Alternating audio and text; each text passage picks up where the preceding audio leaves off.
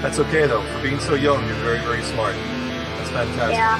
So keep up the good work, man, and stay flat, okay? Okay, I'm a flat earther.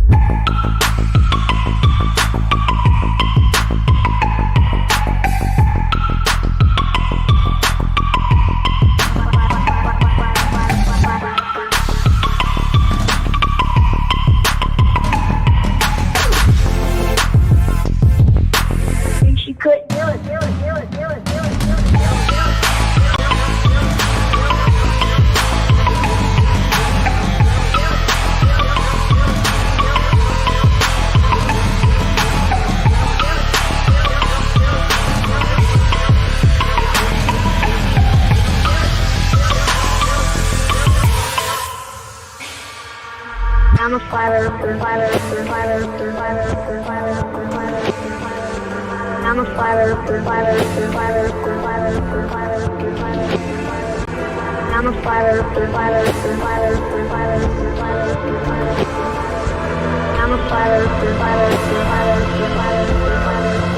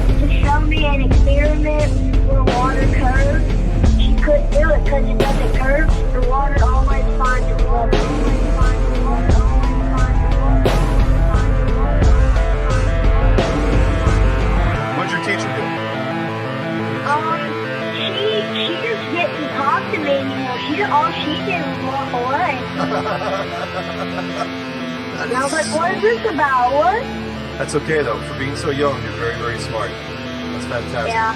So keep up the good work, man, and stay flat, okay? Okay, I'm a flat earther.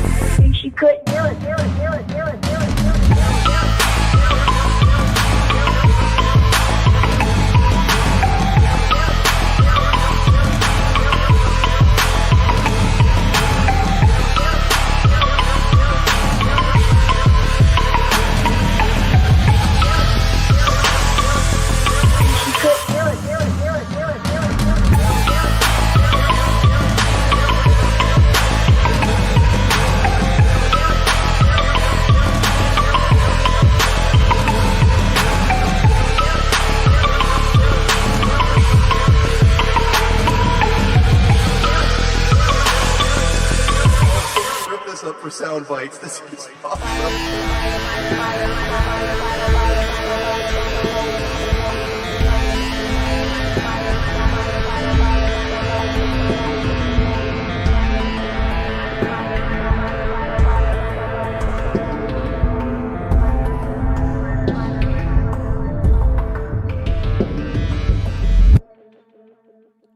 All right, welcome back to Anti-Religious Scripture Study with me, Karen B, and of course, Just Jack Flat Earth. Shabbat Shalom. Shabbat Shalom, y'all. Welcome to episode 99. 99. Good Lord, that's a lot of episodes. It is a lot of All right. episodes. So this was a bit of a longer chapter that we're going to get into, and there's actually two different discussions going on there, two different subjects going on there. So I think I found a good stopping place about 2/3 of the way into the chapter, but we may just cut through the end, and you'll see a lot of highlights on the right side with my notes because I have not yet translated those verses, but I think it'll be simple enough for us to go through. So I'm just going to read my disclaimer, just Jack's disclaimer. To the religious, if you believe it's wrong to study scripture outside of your religion or denomination, if you believe your religious leaders or church fathers are incapable of having inherited anti-scriptural traditions of men, if you believe that if you've already made up your mind about scripture, including the scripture shouldn't be studied at all, then this stream is not for you. To others, if you are open-minded to others' opinions, if you haven't made up your mind about scripture, if you've been turned off to religion but believe there's truth in scripture that may have been changed or hidden by religion, if you live according to scripture and like to dig in and discover more, then this stream is for you. We are looking at scripture in the original language using concordances or dictionaries for root words as well as context from a non-religion perspective. We will as well have life experience discussion. We are not here to argue with others about theology or doctrine by the traditions of men, including Catholicism, Christianity, or Judaism. We will be discussing the importance of origins and show how religion contradicts the scriptures. There we go. All right. So last week, I think we hit a little bit on the Passover being celebrated and the condition where if you can't make the Passover because you're like really far away on a trip, or if somebody happens to die around you and you miss Passover, you can still keep it exactly a month later on the second month on the 14th day. And the other thing that, we can see that they're still in the desert. They're not recognizing the renewed moon according to Israel. They're looking at the new moon according to where they are.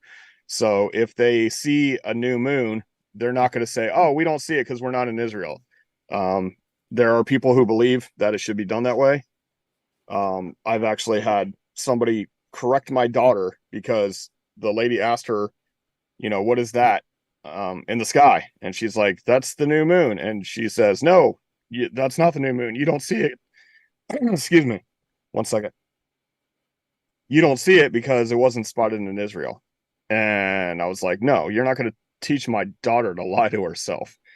And this was my older daughter, Hannah, who's now married, and and she was about Shemaiah's age, so it was a long time ago.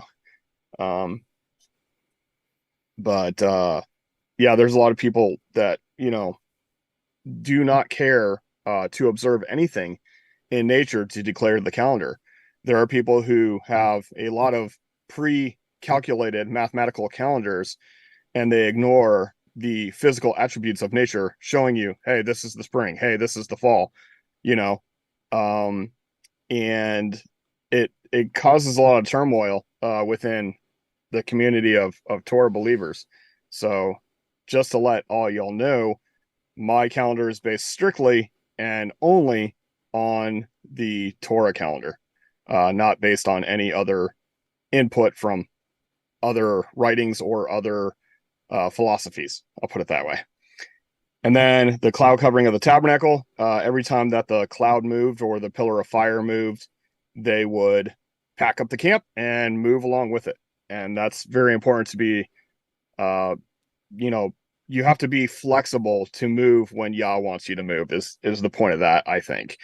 There's a lot of times where we've followed a cloud here, followed a fire there, not literally, but, just being moved by whatever the Spirit leads. Okay, so chapter 10, I'm just going to go through it quickly, or you could just read it, and then I could pause you if anything jumps out, but I think it's not anything that we need to get into too deep. So if you don't mind reading it, it's only 36 verses. Okay. It's not a short chapter, but It's not really, it's about the way that the camps moved out. So in the last verse, we were reading about how they would move out due to the moving of the pillar of the fire. And this is where it describes how they would move out. So feel free to read chapter 10 whenever you're ready. Okay. And Yehovah spoke to Moshe, saying, Make 2 silver trumpets for yourself, make them of beaten work, and you shall use them for the gathering of the congregation and for breaking camp. All right. And when they blow... Hold on. Okay. Beaten work. Okay. Nothing. Sorry. Okay. I was looking. That's the problem with me doing it without translating it. I'm like, wait, is that word? Oh, no, it's not that word. Okay. And when they blow both of them, all the congregation shall meet before you at the door of the tent of appointment. So you're calling them in with these horns. Yeah.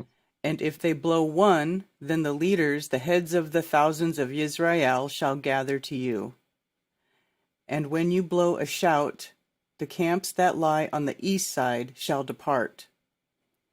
And when you blow a shout the second time, the camps that lie on the south side shall depart. They blow a shout for them to depart. That's a little confusing. They blow a shout. So there's these different trumpet blasts, right? Yeah. So the first one is blow one. Sorry. When they blow both of them, and if they only blow one, and when you blow a shout, and then when you blow a shout a second time. Right. And so when you blow a shout a second time, the camps that lie on the south side shall depart. They blow a shout for them to depart. So you have the east side with a shout, and then yeah, but the part that confuses me is that last part where there's a dash and it says they blow a shout for them to depart. So it's summarizing these 2 verses together. Oh, okay. Yeah. All right. And when the assembly is to be assembled, you blow, but do not shout. Okay, so what is this blow and what is this shout? Right? Uh-huh. So this is like, so 1 second. Sorry, I'm having a thing today with my throat. Anyway, one's long and one's short. Right. So let's see if we can find out quickly the difference between a shout and a blow. Thrust is blow, and the shout is an alarm. So thrust seems like it's a short blow, and then this seems like a long, like you're it's an alarm, right? Mm-hmm. So it's saying blow is just a quick one and shout is a long one. Okay. And the sons of Aharon, the priests, blow with the trumpets, and it shall be to you for a law forever throughout your generations. Okay, so only the sons of Aaron are allowed to do this. Again, this is the tribe of the Levites, the family of Aaron. And when you go... So they're a priesthood, sorry. Okay. Yeah, go ahead. And when you go into battle in your land against the enemy that distresses you, then you shall shout with the trumpets. You shall be remembered before Yehovah your Elohim, and you shall be saved from your enemies. So you're going into battle and you blow these trumpets and it calls on Yah to work on your behalf in these wars. And in the day of your gladness, and in your appointed times, and at the beginning of your new moons, you shall blow the trumpets over your ascending offerings, and over your slaughterings of peace offerings, and they shall be a remembrance for you before your Elohim. I am Yehovah your Elohim. So these are blows. So these are short blows. So like when you have a new moon, to let everybody know the new moon's been spotted. This is the new month. You would go, bah, bah, bah, bah, bah, bah, bah, bah, right? Mm-hmm. So these are short blasts rather than, like that. So this in 2 weeks time, on the morrow after the Sabbath, in 2 weeks time, is the day of Teruah, which is the blasting of trumpets, which neither one of these are the word Teruah, but it's the noise making of the trumpet or shouting, like even with your voice, Teruah. Mm. All right. That's in 2 weeks and 1 day, folks, according to the Torah calendar. So if you see the new moon, the next morning, that day is Teruah. It's noise making day. So, all right, All right. 10-11. And it came to be on the 20th day of the second new moon in the second year that the cloud was taken up from above the dwelling place of the witness. And the children of Israel departed, setting out from the wilderness of Sinai, and the cloud dwelt on it in the wilderness of Paran. Okay, so they've been at Sinai from the time of assumed Shavuot around the 50th day from when they left Egypt, and then they stayed there for an entire year, and then this is the second month of the new year on the 20th day. So the people who were missing Passover due to somebody dying in their midst, they had enough time to keep the Passover and unleavened bread the second month, and then they left Sinai. Okay. Thus they departed the first time according to the mouth of Jehovah by the hand of Moshe. Okay, so this is where a lot of people get confused when they're reading Torah. It's like, this is obviously a different departure, because in chapter 9, it says that they departed, right? Mm-hmm. At the mouth of Jehovah, they camped. At the mouth of Jehovah, they departed. So this is two different departs. No, it's not. It's just they give an overarching statement, and then they give you details about that statement. Mm-hmm. So the end of chapter 9 is saying, at the prompting of Yah, they would leave. And then chapter 10 gives you distinct descriptions of how they would know it's time to move on. These are the camps at the east side. These are the camps at the south side, and they go in order. So, Mm-hmm. Okay. all right. So now they're in the wilderness of Paran. And the banner of the camp of the children of Yehudah departed first according to their divisions, and over their army was Nahshon, son of Aminadab. Nachshon. Yep. So the standard is that which stands. Okay, the banner. So this would be like the camp would follow a flag, a pole, so that they knew, okay, the camp is moving this way, and you would follow that for Yehuda. All right. And over the army of the tribe of the children of Yissaschar was Netanel, son of Suar. Right. Nathanael. Right. So Yissaschar is in King James version Yissachar, I believe. Issachar in King James version, just for people who don't know what is Yissaschar. Okay. And this is the same as Nathaniel, right? Mm-hmm. Nathanael. Sometimes it's Nathaniel, but this is Nathanael. Mm-hmm. All right. And army is actually just a collective under a leader. So it could be a workforce, it could be a tribe, this is like actually describing the group of the tribe, right? So army does not necessarily mean those who are going to war, because the women and children didn't get left behind as they moved on to the next location. This is also the same word in Yehovah Tzevaot, aka Lord of Hosts. It means Yehovah over those who are under him as the lead. So, all right. 16. Excuse me. It's okay. And over the army of the tribe of the children of Zebulun was Eliav, son of Helon. Yeah, and as Zebulun,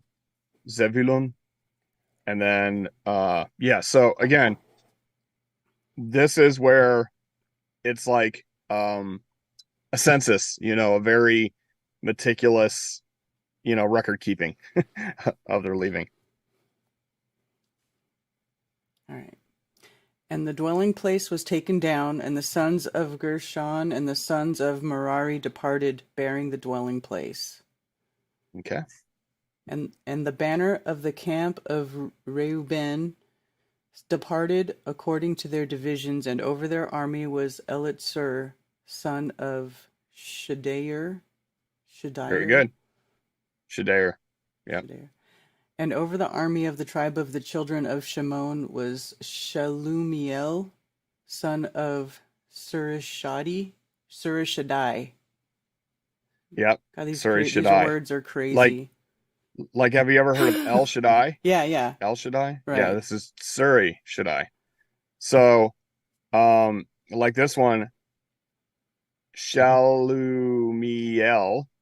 This is the same as it's close to Samuel, Mm-hmm. but it's like there's different variations. Like if you read the Torah of these names, and then you go to like the history books, like Kings and Chronicles and stuff like that, the names become shorter and easier to pronounce. Like they started using nicknames, right? They started shortening the names. Like for instance, Joshua is Yehoshua, and then in the later books, he's just called Yeshua. Let's shorten it. So, Right. And over the army of the tribe of the children of God was Elisaph, the son of Deuel. right. Yep. The children of God. Right. And as we've gotten into quite a bit, God was named after a deity of fortune called God. Yeah. God is the prosperity deity by name. And the It has nothing to do with the creator, just for people in the audience. Right. All right. And the Kahatites departed, bearing the set apart objects, while the dwelling place was set up before they came. Yeah, so these distinctive families carry specific objects. Well, these people carry the set apart place, the tent. These people carry the objects that are in it. These people carry the altar. These people carry the Ark of the Covenant. You know what I'm saying? Like it's a well orchestrated moving. So now we're in Ephraim. And the banner of the camp of the children of Ephraim departed according to their divisions, and over their army was Elishama, son of Amihud. Yep. And over the army of the tribe of the children of Manasseh. Menashe. Yeah. Menashe. Yes. Okay.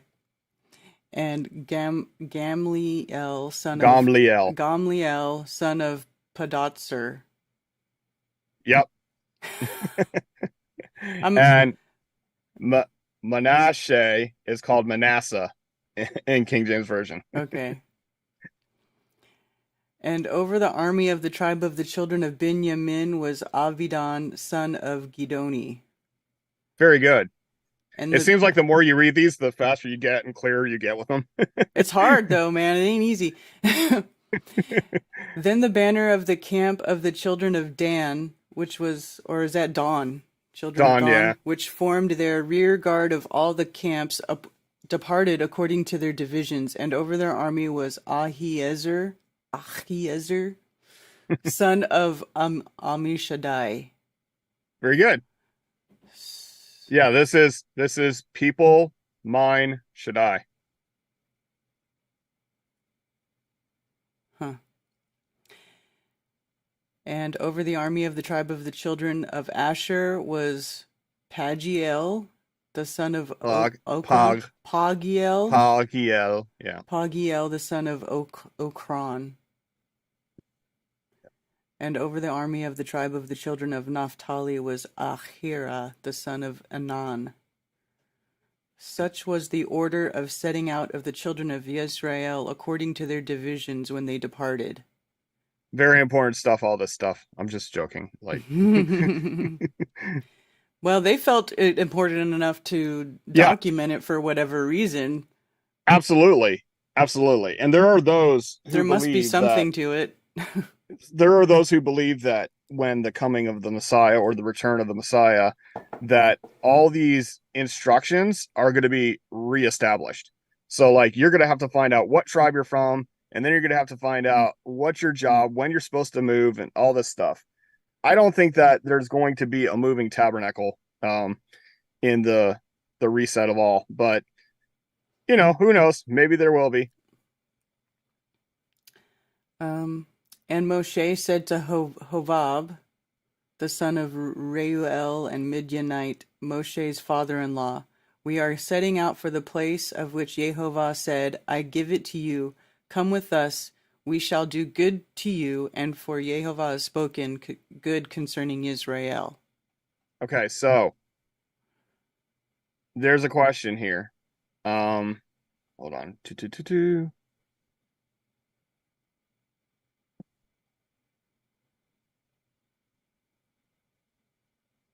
All right. Come with us, So and we shall it do good to you. says the son of Reuel, the Midianite father-in-law of Joseph, also known as Yitro, Mm-hmm.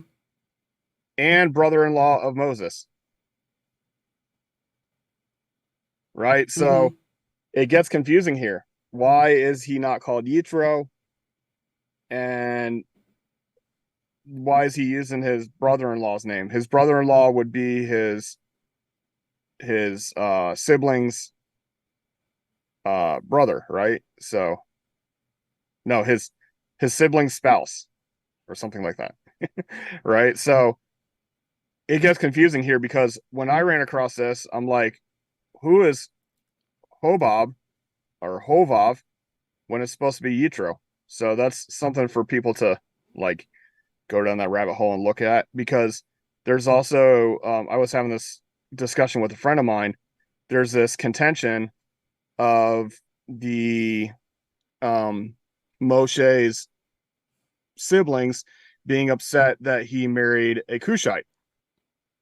That was not, so how many wives did Moshe have? I mean, it's very interesting when you go down this rabbit hole. Like, I think for sure he had more than one wife after this investigation. And I don't know how many he had, because this is looking like yet another father-in-law. Well, They because just assume it that it's says, Yitro. well, you said in the definition it says brother-in-law, but in this verse it says father-in-law. Right. So that is Like, confusing. in other words, this is saying that this name Mm-hmm. is used by his father-in-law and his brother-in-law. In other words, there's two Oh, different and dudes also known as named Jethro, Hovav. and Yeah. brother-in-law of Moses. Yeah. So that is confusing. Like, it seems like he's his father-in-law and his brother-in-law at all one person, but no, that's not, that's not what that's saying. But for sure, That's I would weird. say it's a possibility that this is yet another Midianite other than Yitro. Like, maybe Yitro's brother or something like that. Like Hmm. it, and I'm speculating like crazy, folks. Don't take my word for it. Just Yeah. like try to go down the rabbit hole and see who is related to Moshe as far as his wife, as far as his father-in-laws. It's very interesting. Hmm. But I think for sure I can, like, I can prove, like, with 99% accuracy that he has more than one wife throughout these books. Okay. And he replied to him, "I am not going, but I am going to my own land and to my relatives." So he's telling his father-in-law, whoever it is, stay with us, travel with us, and he's like, no, I'm going home to my own people. Mm-hmm. Then he said, "Please do not leave us, because you know how we are to camp in the wilderness, and you shall be our eyes. And it shall be, when you go with us, then it shall be that whatever good Jehovah does to us, the same we shall do to you." In other words, you go with us, you're going to get blessed like we are. So they set out from the mountain of Jehovah on a journey of 3 days, and the ark of the covenant of Jehovah went before them for 3 days' journey to seek out a resting place for them. And the cloud of Jehovah was above them by day when they went out from the camp. And it came to be whenever the ark set out that Moshe said, Rise up, O Jehovah, and let your enemies be scattered, and let those who hate you flee before you. And when it Yeah. and when it Sorry. rested, he said, Return, O Jehovah, to the countless thousands of Israel. All right. So, like I said, it's basically a record of the families and how they went out and who carried what and how they traveled. But this is the chapter that I translated, so just to give you some more to read. All right. So we're on 11 now. 11. And it came to be, when the people were as complainers, it was evil in the ears of Jehovah. And Jehovah heard it, and his displeasure burned, and the fire of Jehovah burned among them, and consumed those in the outskirts of the camp. Yeah, and complaining is no production. They're not producing anything good. They're just complaining. So the anger is twice. Anger as in heat and anger as in nose. So nose flaring, anger, like super mad. And then consuming of anger. Mm-hmm. And this is the same. And then it says consume as in eating. Eat them like you didn't eat them in the camp, but they were consumed. Right. At the cutoff of the camp. So these people were whining and complaining, and Yah wasn't having it. And the people cried out to Moshe, and Moshe prayed to Jehovah, and the fire died down. Then he called the name of the place Tab-arah, because of the fire Jehovah had burned among them. All right, so this is Tab-arah. Yeah, they consume burning. Yeah. They're consuming or they're burning. That's what it means. So here's consume, right? Mm-hmm. Consumption of burn or anger. And then, yeah, so they consuming or they're burning. Right. That's the name of the location now. And the mixed multitude who were in their midst lusted greatly. So the children of Israel also wept again and said, Who is giving us meat to eat? Yeah, so lusted greatly is I put selfish desire because lusted is good, kind of, but it's kind of like when people hear the word lust, they're thinking of physical attraction towards another human being. Mm-hmm.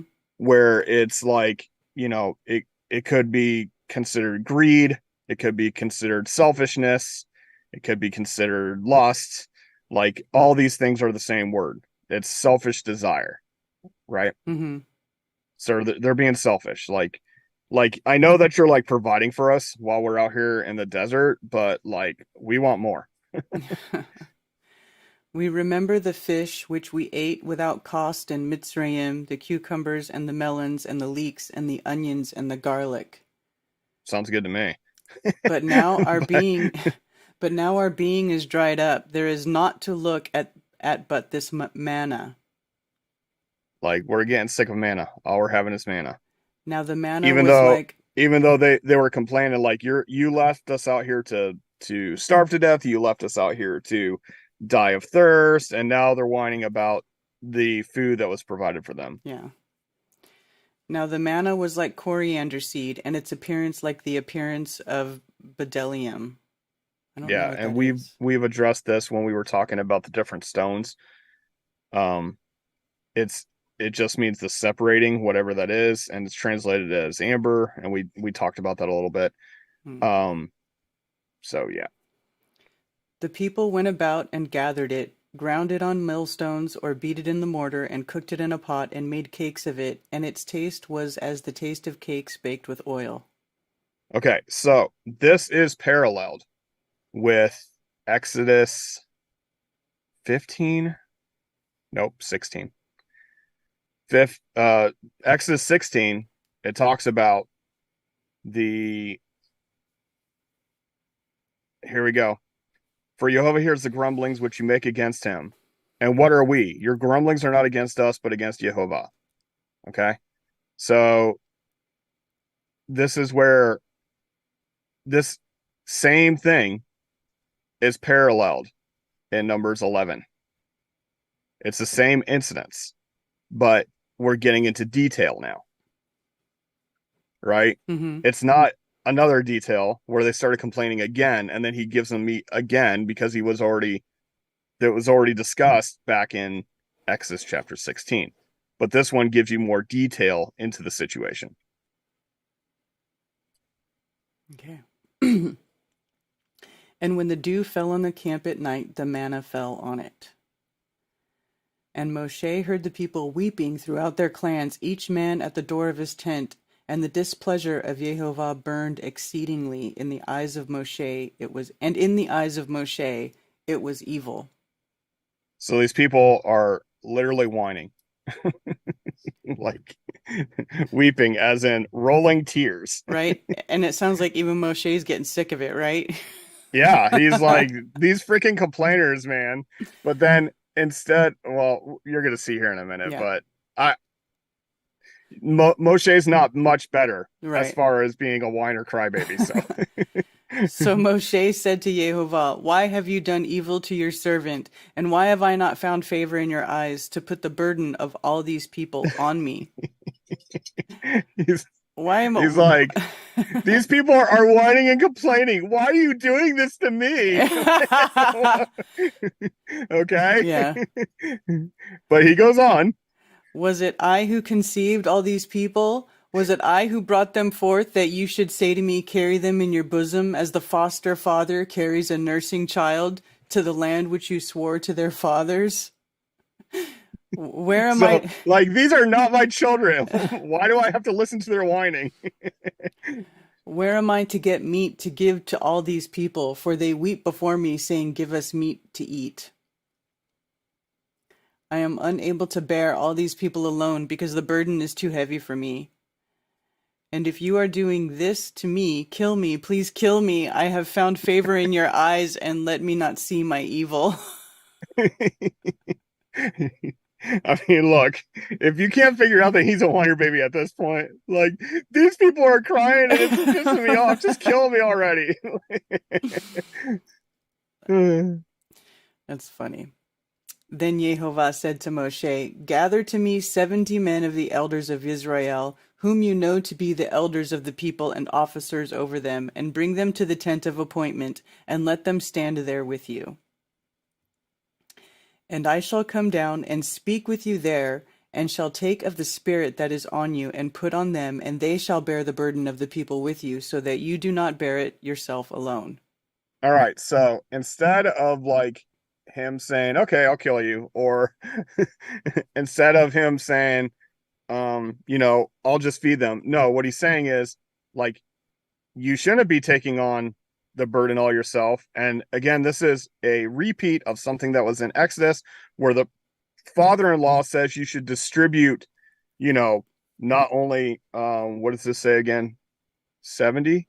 Was it? 70, yes.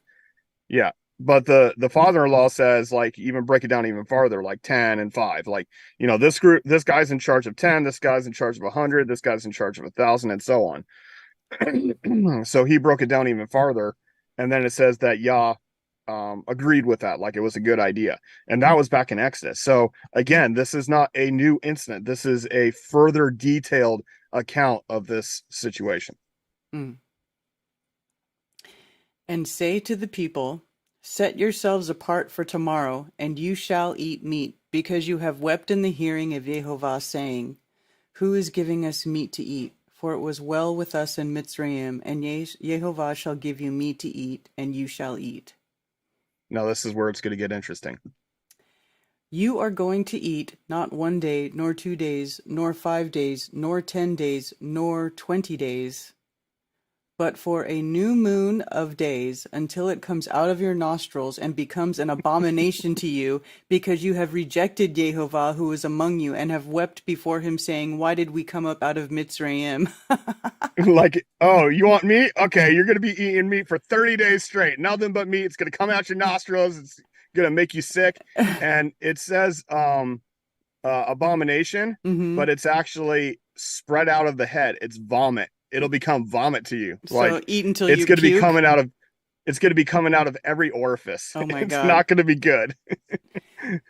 And Moshe said, The people in whose midst I am are 600,000 men on foot, and you have said, I give them meat to eat for a new moon of days. Could flocks and herds be slain for them to be sufficient for them, or could all the fish of the sea be gathered together for them to be sufficient for them? And Yehovah said to Moshe, is the arm of Yehovah too short? Now see whether my word meets you or not. Dang, man. So I stopped translating there, but we can continue. There's only like 12 verses left. But I love this story. It's like they're wanting so much. Like when I was younger and I first tried smoking a cigarette and my mom caught me.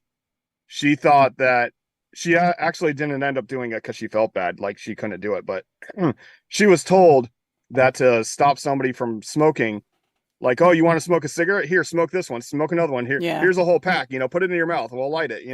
That kind of thing.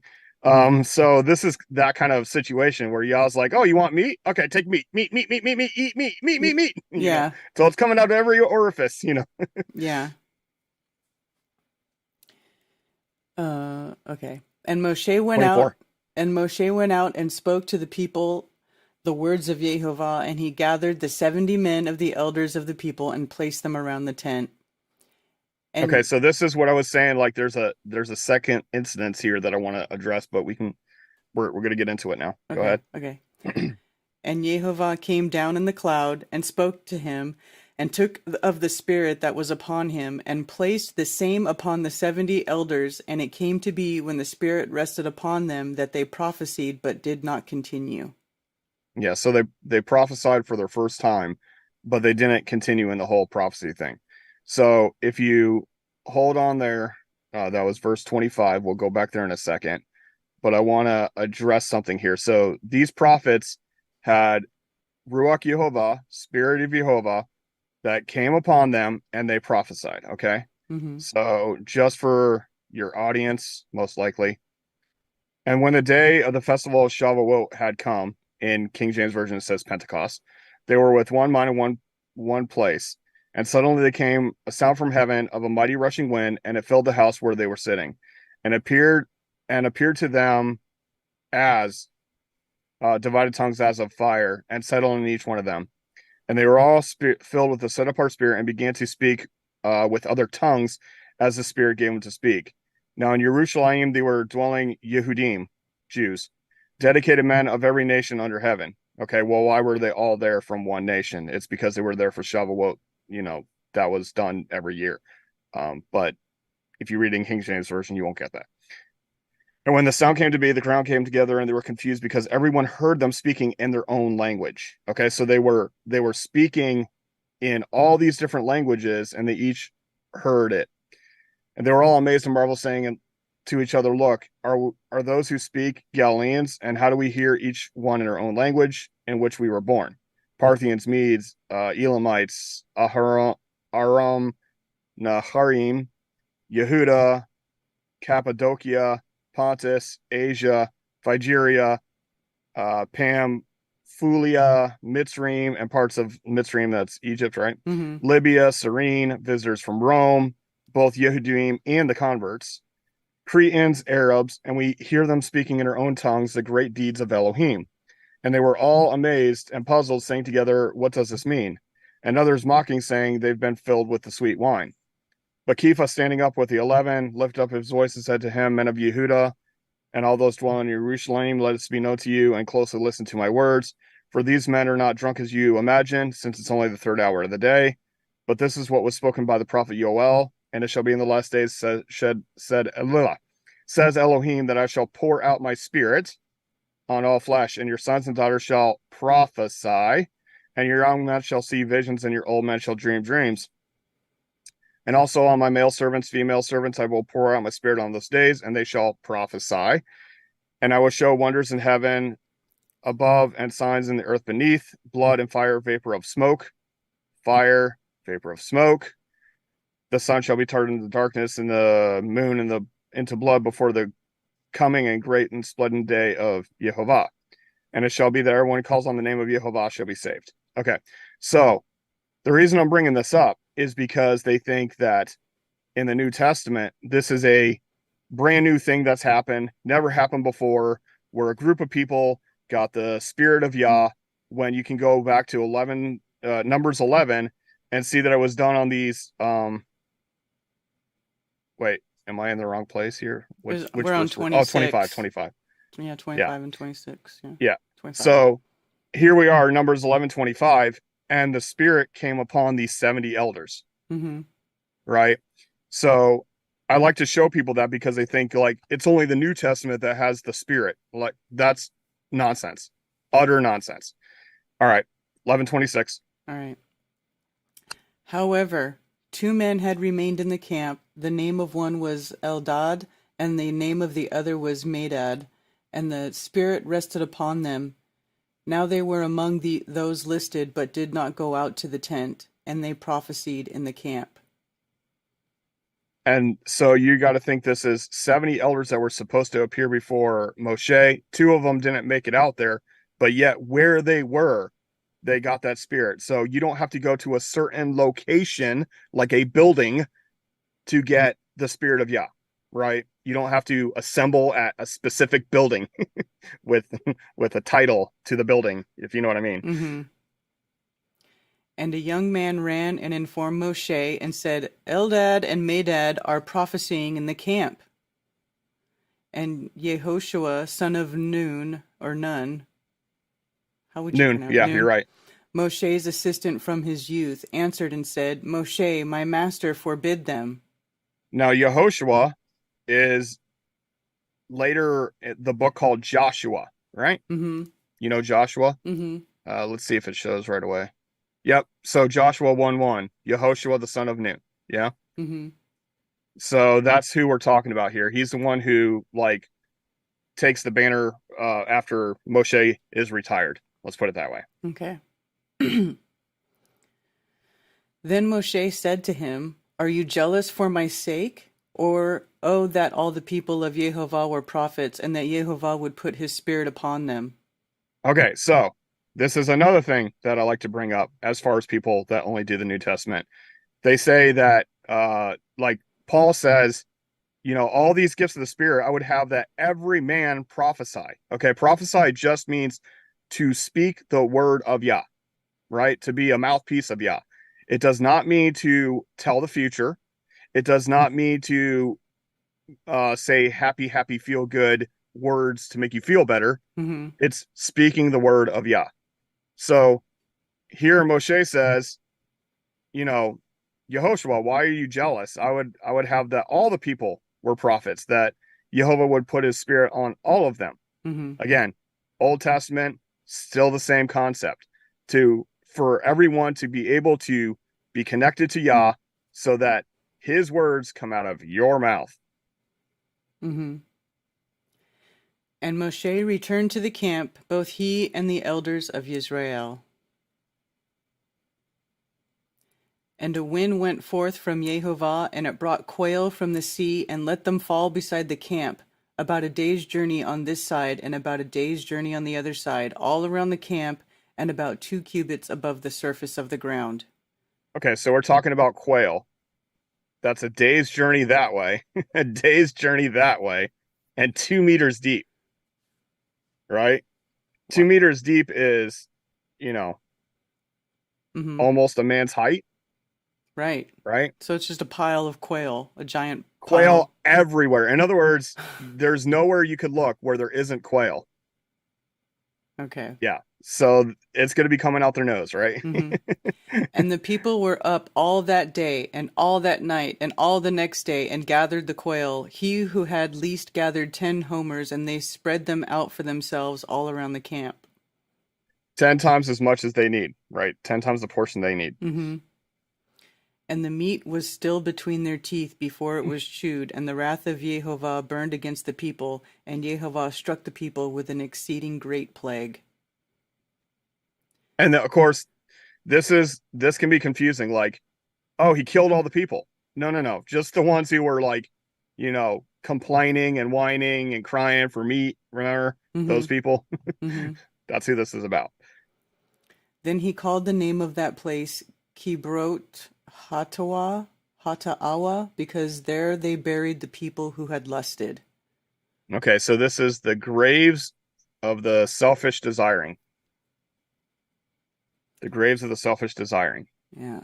From Kivrot Hataawa, the people set out for Hatzerot, and they were at Hatzerot.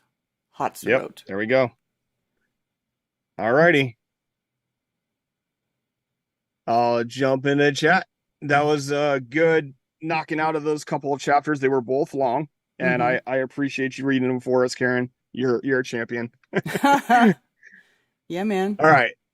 I mean, I've read through them a couple of times because I knew it was coming, and there's some very good nuggets there, especially for people that are like, they want to deny the Old Testament altogether, but they only want to look to the New Testament. Like this chapter, it like destroys that whole philosophy that the whole spirit thing wasn't until the New Testament. Okay, so shout out to Joe Nugent, Aisling717, what's up, Cammy, Donnie Darko, Tifster. Again, Tipster, I do know who that is now because I've confirmed it. Captain Construction, TC Zamman, Jay, let's see, Plan Dweller of Yah. That's a very cool name. Yeah, watch that be that other person I know. Green Flowers, Valley Parks, Zulu One. What's up, Zulu? James Sharp. Let's see. Rose. What's up, Rose? 717 or 777. Sorry. Joseph Osborne. Don't want to get those numbers wrong. I got Aisling 717, Rose 777. Throw me off there. Melissa Joe. John Keeley. Toronto Suke Edo. Let's see. Brian Stavely. What's up, Brian? No Despair Bear. And Critical Inception. And Gregory May. How y'all doing? Shabbat Shalom. And again, in 2 weeks' time, blowing of trumpets. 10 days after that, Yom HaKippurim, the day of inspection and reflection that I do fasting and I don't eat, sleep, or drink for 24 hours. That's the way I do it. That's not a requirement. That's the way I do it. And then 5 days after that is Sukkot, week-long party time and camping. And then after that week-long party time, then a couple weeks later, I go to Vegas and hang out with Karen over at Flattoberfest. So it's going to be busy, and awesome in 2 weeks' time. Crazy. All right. Let's see. Karen is getting rock tumblers today. Yeah, man. Been trying to get. We can just keep going, Jack, on the fly. Yeah. That's what we decided to do. We played it out. Yep. All right. Star of David is a symbol of the heart chakra. Yeah, it has nothing to do with David, FYI. And in the time of the what do they call it? Middle age. What do they call it? Oh my gosh, knights and medieval times. Medieval times, yeah. In the medieval times, it was the talisman of protection. So people who wear that and they think it's a symbol of the creator, it's not. It's definitely not. It's a hijacked symbol. All right. Isn't the Star of Remfram? Yes, correct. Same thing. Yep. The Bible should only be interpreted in Greek, not Hebrew, like it's reading two different scriptures. Okay. If you say so. That's an opinion of somebody who thinks that the Bible was only written in Greek. Remfan. Let's see. Yeah, Star of Remfan, Remphan, in case anybody wants to search that up. Yep. Go down Karen that rabbit hole. Karen should get some kind of reward or prize for having to pronounce all these names. Here. She does a good job. I mean, I've had a decade of practice, and Karen does really well for like on the fly. She does very well. I try. Oy vey, you try managing millions of moaning Hebrews, lol. Yeah. I mean, I probably would be upset too, but I don't think I'd be like, please kill me because they're whining too much. Like, are you whining too?